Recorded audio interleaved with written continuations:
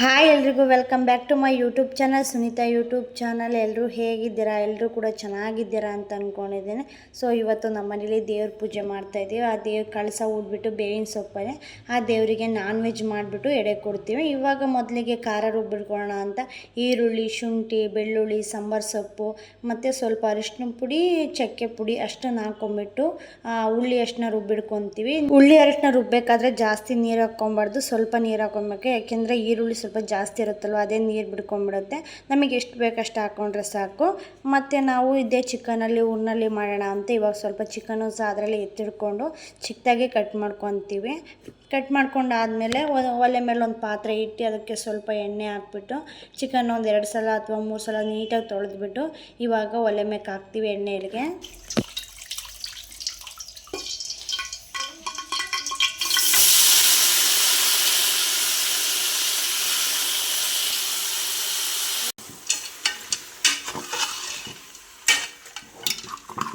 ಒಂದಿಡಿ ಉಪ್ಪು ಹಾಕ್ತಾ ಇದ್ದೀವಿ. ಚಿಕನ್ನ ಎಣ್ಣೆಯಲ್ಲಿ ಒಂದು 5 ನಿಮಿಷ ಬೇಯಿಸ್ಕೊಂಡಾದ್ಮೇಲೆ ರುಬ್ಬಿಡ್ತೀವಲ್ಲ ಆ ಉಳ್ಳಿ ಅರಿಶಿನ ಹಾಕ್ತಾ ಇದ್ದೀವಿ. ಅದರಲ್ಲಿ ಸ್ವಲ್ಪ ಉಳಿಸ್ಕೊತಾ ಇದ್ದೀವಿ. ಯಾಕೆ ಅಂದರೆ ನಾವು ಹೇಳಿದ್ನಲ್ಲ ಊರಿನಲ್ಲಿ ಮಾಡ್ತೀವಿ ಅಂತ, ಅದಕ್ಕೆ ಸ್ವಲ್ಪ ಬೇಕು ಅಂತ ಉಳಿಸ್ಕೊಂಡಿದ್ದೀವಿ. ನನ್ನ ಮಗ ನಾನೇ ಅಡುಗೆ ಮಾಡ್ತೀನಿ ಅಂತ ಬಂದಾನೆ. ಏನಮ್ಮ ನೀನು ಮಾಡ್ತೀಯಾ? ಬೇಡ ಮಗನೇ, ಸಾಕು, ನಾವು ಮಾಡ್ಕೊಡೋದು ನೀನು ಊಟ ಮಾಡಿಬಿಡು ಸಾಕು, ಇನ್ನೇನು ಬೇಡ. ಇವಾಗ ನಾವು ಬೇರೆ ಪಾತ್ರೆಯಲ್ಲಿ 4 ಸ್ಪೂನ್ ಖಾರ ಪುಡಿ, 2 ಸ್ಪೂನ್ ಧನಿಯಾ ಪುಡಿ ಹಾಕ್ಕೊಂಡು ಚೆನ್ನಾಗಿ ಮಿಕ್ಸ್ ಮಾಡ್ತೀವಿ. ಯಾಕೆಂದರೆ ಸಾಂಬ್ರೊಳಿಗೆ ಹಾಕಿದಾಗ ಅದು ಗಂಟು ಬರಬಾರ್ದು ಅಂತ ಎಕ್ಸ್ಟ್ರಾ ಪಾತ್ರೆಯಲ್ಲಿ ಮಿಕ್ಸ್ ಮಾಡಿಬಿಟ್ಟು ಅದನ್ನು ಉಳ್ಳಿ ಅರಿಶಿನ ಹಾಕಿದ್ದೀವಲ್ಲ ಅದರೊಳಗೆ ಹಾಕ್ಬಿಟ್ಟು ಮಿಕ್ಸ್ ಮಾಡ್ತೀವಿ. ನಾವು ಈ ಸಾಂಬಾರಿಗೆ ಚಿಕನ್ ಮಸಾಲ ಆಗಲಿ, ಗರಂ ಮಸಾಲ ಆಗಲಿ, ಬೇರೆ ಯಾವುದೇ ಸರ ಪೌಡ್ರನ್ನ ಯೂಸ್ ಮಾಡಲ್ಲ. ನಾರ್ಮಲಾಗಿ ಏನು ಸಿಂಪಲಾಗಿ ಸಾಂಬಾರು ಮಾಡ್ತೀವಿ ಅಷ್ಟು ಮಾತ್ರ ಮಾಡ್ತಾಯಿದ್ದೀವಿ. ಚಿಕನ್ ಬೇಯೋಕ್ಕೆ ಎಷ್ಟು ಬೇಕು ಅಷ್ಟು ನೀರು ಹಾಕ್ಬಿಟ್ಟು ಇವಾಗ ಕುಕ್ಕರ್ ಮುಚ್ಚಳ ಮುಚ್ಚಿ ಒಂದು 4 ರಿಂದ 5 ವಿಷಲ್ ಕೂಗಿಸ್ಕೊಂಡ್ರೆ ಸಾಕು, ಚಿಕನ್ ಬೆಂದೋಗಿರುತ್ತೆ. ನಿಶು, ಇದು ಯಾರ ಮನೆ ನಾಯಿ ಹೇಳು? ಇದು ಯಾರ ಮನೆ ನಾಯಿ? ನಿಂದ? ಕರೆಕ್ಟಾಗಿ ಹೇಳೋದು ಯಾರ ಮನೆ ನಾಯಿ ಅಂತ. ಊರಲ್ಲಿ ಬಿಸಿಲೇ ನೋಡಿದ ಅಷ್ಟು ಮಳೆ ಬರ್ತಾನೆ ಇದೆ ಯಾವಾಗಲೂ.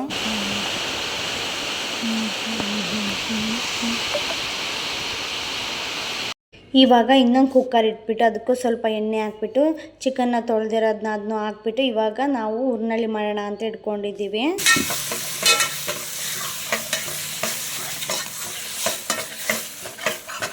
ಚಿಕನ್ನ ಎಣ್ಣೆಲಿ ಸ್ವಲ್ಪ ಒಂದು 5 ನಿಮಿಷ ಬಾಡಿಸಾದ್ಮೇಲೆ ರುಚಿಗೆ ತಕ್ಕಷ್ಟು ಉಪ್ಪು ಹಾಕ್ಬಿಟ್ಟು ಸ್ವಲ್ಪ ಉಳ್ಳಿ ಅರಿಶಿನ ಉಳಿಸ್ಕೊಂಡಿದ್ದೀವಿ ಅಂತ ಅಂದಿದ್ನಲ್ಲ, ಇವಾಗ ಅದನ್ನು ಸಾಕಿ ಚೆನ್ನಾಗಿ ಮಿಕ್ಸ್ ಮಾಡ್ತಾಯಿದ್ದೀವಿ. ಲಾಸ್ಟಿಗೆ 1 ಸ್ಪೂನ್ ಖಾರ ಪುಡಿ, 1 ಸ್ಪೂನ್ ಧನಿಯಾ ಪುಡಿ ಹಾಕ್ಬಿಟ್ಟು ಇದನ್ನು ಸಹ ಒಂದು 4 ರಿಂದ 5 ವಿಷಲ್ ಕೂಗಿಸ್ಕೊತೀವಿ. ಇದೆಲ್ಲ ಸ್ವಲ್ಪ ಮಿಕ್ಸ್ ಆದಮೇಲೆ ಲಾಸ್ಟಿಗೆ ಮೊಟ್ಟೆ ಹಾಕ್ತೀವಿ. ಫಸ್ಟ್ ಯಾಕೆಂದರೆ ಮಿಕ್ಸ್ ಮಾಡಬೇಕಾದ್ರೆ ಮೊಟ್ಟೆ ಒಡೆದೋಗುತ್ತೆ ಅಂತ. ಆಮೇಲೆ ಕುಕ್ಕರ್ನ ಕೂಗಕ್ಕೆ ಇಟ್ಟು ಬಂದಮೇಲೆ ನೆಕ್ಸ್ಟ್ ಇಲ್ಲಿ ಕಾಯಿ ಕಡಲೆ ರುಬ್ಕೊಳ್ಳೋಣ ಅಂತ ಬಂದು ಒಂದು ಅರ್ಧ ಭಾಗ ಕಾಯಿ ಮತ್ತು 1 ಇಡೀ ಕಡಲೆ ಹಾಕೊಂಡ್ರೆ ಸಾಕು. ಜಾಸ್ತಿ ಕಾಯಿ ಕಡಲೆ ಹಾಕಿದರೆ ಸ್ವೀಟ್ ಆಗಿಬಿಡುತ್ತೆ ಸಾಂಬಾರು. ಇವಾಗ ಊರಿನಲ್ಲಿ ಚೆನ್ನಾಗಿ ಬೆಂದಿದೆ. ಲಾಸ್ಟಿಗೆ ಕಾಯಿ ತುರಿ ಮತ್ತು ಪುರಿನ ಹಾಕ್ತೀವಿ. ಇದಕ್ಕೆ ಮೇಯ್ನ್ ಇಂಪಾರ್ಟೆಂಟೇ ಪುರಿ ಮತ್ತು ಕಡಲೆಬೇಳೆ ಹಾಕ್ತಾರೆ. ನಾವು ಕಡಲೆಬೇಳೆ ಹಾಕಲಿಲ್ಲ, ಸಿಂಪಲಾಗಿ ಸ್ವಲ್ಪ ಡಿಫ್ರೆಂಟಾಗಿ ಮಾಡೋಣ ಅಂತ ಕಾಯಿ ತುರಿ ಮತ್ತು ಪುರಿನ ಹಾಕಿ ಇವಾಗ ಮಿಕ್ಸ್ ಮಾಡ್ತಾ ಇದ್ದೀವಿ. ನೀವು ಒಂದ್ಸಲ ಟ್ರೈ ಮಾಡಿ, ತುಂಬಾ ಚೆನ್ನಾಗಿರುತ್ತೆ ಮಾತ್ರ ಈ ರೆಸಿಪಿ ಮಾತ್ರ. ಲಾಸ್ಟಿಗೆ ನೀವೇ ನೋಡ್ತಾ ಇರ್ಬೋದು ಯಾವ ರೀತಿ ಕಾಣಿಸ್ತಿದೆ ಅಂತ ಊರಿನಲ್ಲಿ. ಮತ್ತು ಒಲೆ ಮೇಲೆ ಕುಕ್ಕರ್ನ ಇಟ್ಬಿಟ್ಟು ಸಾಂಬಾರನ್ನ ಬಿಸಿ ಮಾಡೋಕ್ಕೆ ಇಟ್ಟಿದ್ದೀವಿ. ಈಗ ಕಾಯಿ ಕಡಲೆ ರುಬ್ಬಿದ್ವಲ್ಲ ಅದನ್ನು ಸಹ ಹಾಕ್ಬಿಟ್ಟು ನಮಗೆ ಎಷ್ಟು ಬೇಕು ಸಾರು, ಸ್ವಲ್ಪ ತೆಳ್ಳಗ ಇಲ್ಲ ಗಟ್ಟಿಗ ಎಷ್ಟು ಬೇಕು ಅಷ್ಟನ್ನು ಕೂಡ್ಕೊತಾ ಇದ್ದೀವಿ. ಮತ್ತು ನಮ್ಮಮ್ಮ ಇವಾಗ ನೆಲ ಸ್ವಲ್ಪ ಒರೆಸ್ಕೊಂಬಿಟ್ಟು, ಬೆಳಗ್ಗೆನೆಲ್ಲ ನೆಲ ಒರೆಸಿದ್ದು, ಇವಾಗ ಎಷ್ಟು ದೇವ್ರ ಪೂಜೆ ಮಾಡ್ತೀವಿ ಅಷ್ಟನ್ನು ಒರೆಸ್ಕೊಂಬಿಟ್ಟು ಇವಾಗ ರಂಗೋಲಿ ಕಡ್ಲೆಟ್ಟಲ್ಲೇ ಬಿಡ್ತಾ ಇದ್ದಾರೆ ರಂಗೋಲಿನ. ಇವಾಗ ರಂಗೋಲಿ ಬಿಟ್ಬಿಟ್ಟು ಇಲ್ಲಿ ಬೇವಿನ ಸೊಪ್ಪಲ್ಲಿ ಕಳಸ ಊಡ್ತಾರೆ. ನನ್ನ ಮಗ ಅವ್ರ ಅಜ್ಜಿನ ಪೂಜೆ ಮಾಡೋಕ್ಕೆ ಬಿಡೋಂಗೆ ಇಲ್ಲ. ನಾನು ಮಾಡ್ತೇನೆ ಅಂತ ಅವ್ರ ಅಜ್ಜಿ ಹತ್ರನೇ ಹೋಗಿ ನಿಂತ್ಕೊತಿದ್ದ. ಅವನು ನೋಡ್ಕೊಳೋದೇ ಒಬ್ರಿಗೆ ಕೆಲಸ ಆಗಿಬಿಡುತ್ತೆ. ನಾವು ಇನ್ನೊಂದು ಚೊಂಬಲ್ಲಿ ವಿಳ್ಯದೆಲೆ ಅಡಿಕೆನ ಹಾಕ್ಬಿಟ್ಟು ಇವಾಗ ಕಳಸ ಊಡ್ತಾ ಇದ್ದೀವಿ. ಇವಾಗ ಬೇವಿನ ಸೊಪ್ಪು ಅದಕ್ಕೆ ಸಿಗಿಸ್ಬಿಟ್ಟು ಪೂಜೆ ಮಾಡ್ತೀವಿ. ಒಬ್ಬೊಬ್ಬರು ಎಣ್ಣೀರಲ್ಲೂ ಸಹ ಪೂಜೆ ಮಾಡ್ತಾರೆ, ಆದರೆ ನಾವು ಎಳ್ನೀರಲ್ಲಿ ಮಾಡಲಿಲ್ಲ, ಚೊಂಬಲೆ ನೀರು ಹಾಕ್ಬಿಟ್ಟು ಅದಕ್ಕೆ ಕಳಸ ಊಡ್ತಾ ಇದ್ದೀವಿ. ಇವಾಗ ಹೂವು ಎಲ್ಲ ತಗೊಂಬಂದಿದ್ರು. ಇವಾಗ ನೋಡಿ ಎಷ್ಟು ನೀಟಾಗಿ ಪೂಜೆ ಮಾಡ್ತಾರೆ ಅಂದರೆ, ನಮ್ಮಮ್ಮ ಮಾತ್ರ ಪೂಜೆ ಮಾಡೋದ್ರಲ್ಲಿ ನಮ್ಮ ಮನೆಯಲ್ಲಿ ಮೊದಲನೇ ಸ್ಥಾನ. ನಮ್ಮ ಮನೆಯವರು ಮೊದಲನೇ ಸ್ಥಾನ, ಅಮ್ಮ 2ನೇ ಸ್ಥಾನ ಅಂತಲೇ ಹೇಳ್ಬೋದು. ಅಷ್ಟು ನೀಟಾಗಿ ಪೂಜೆ ಮಾಡ್ತಾರೆ. ಇವಾಗ ನೋಡಿ ಎಷ್ಟು ನೀಟಾಗಿ ಹೂವೆಲ್ಲ ಮುಡಿಸಿ ಪೂಜೆ ಮಾಡ್ತಾ ಇದ್ದಾರೆ ಅಂತ.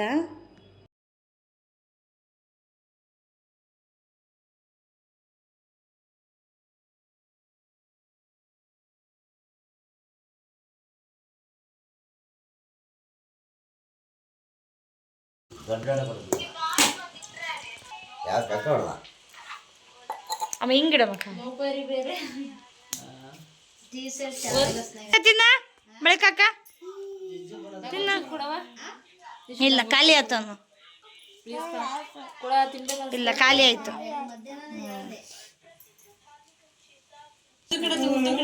ಬೇಡ ಬೇಡ ಎಲ್ಲವ ವಾ ಸೂಪರ್ ಗಿಡದು ಕಳಸ ಉಡಿ ಪೂಜೆ ಮಾಡಾದ್ಮೇಲೆ ಇವಾಗ ಅಡುಗೆ ಮಾಡಿದ್ದೀವಲ್ಲ ಎಡೆನ ತಂದಿಡ್ತಾ ಇದ್ದೀವಿ.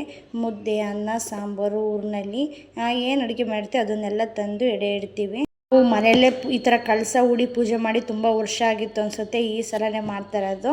ನಾನು ಮದುವೆ ಆದಾಗಿಂದ ಮಾಡಿರಲಿಲ್ಲ, ಇದೇ ಫಸ್ಟ್ ಟೈಮ್ ಮಾಡ್ತಾ ಇರೋದು ಮನೆಯಲ್ಲಿ. ತುಂಬ ಮಳೆ ಬರ್ತಾಯಿತ್ತು, ದೇವಸ್ಥಾನದ ಹತ್ರ ಮಾಡೋಕ್ಕಾಗ್ತಾ ಇರಲಿಲ್ಲ. ಅದಕ್ಕೋಸ್ಕರ ಅಲ್ಲಿ ಪೂಜೆ ಮಾಡ್ಕೊಂಬಂದು ಇವಾಗ ನಾವು ಮನೇಲಿ ಮಾಡ್ತಾ ಇರೋದು. ಮಳೆ ಇಲ್ಲ ಅಂದಿದ್ರೆ ನಾವು ದೇವಸ್ಥಾನದ ಹತ್ರನೇ ಮಾಡಿಬಿಟ್ಟು ದೇವರಿಗೆ ಎಡೆ ಕೊಟ್ಟು ಬರ್ತಾಯಿದ್ದು.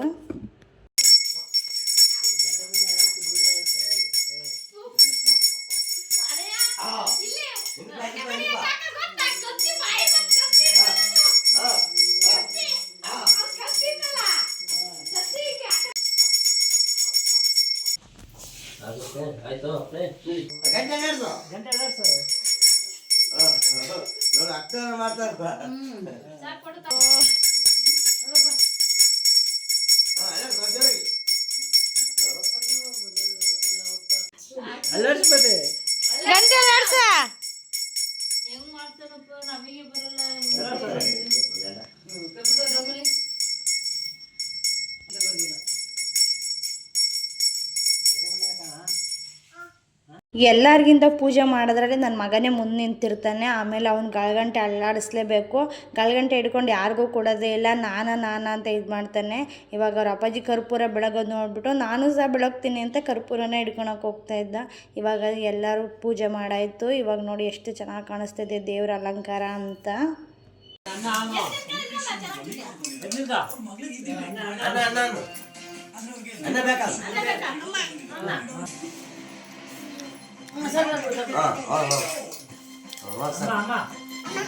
ನಂಗೊಂದ್ಸರಿ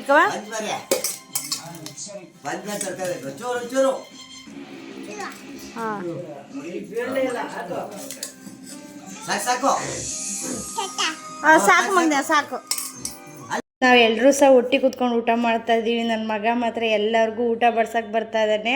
ಊಟ ಮಾಡ್ತಾನೆ ನಗು ನನಗೆ ಈ ವಿಡಿಯೋ ಎಡಿಟ್ ಮಾಡಬೇಕಾದ್ರೆ ಅವನನ್ನು ನೋಡಿಬಿಟ್ಟು ಅಷ್ಟು ನಗು ಬರ್ತಾಯಿದ್ದೆ.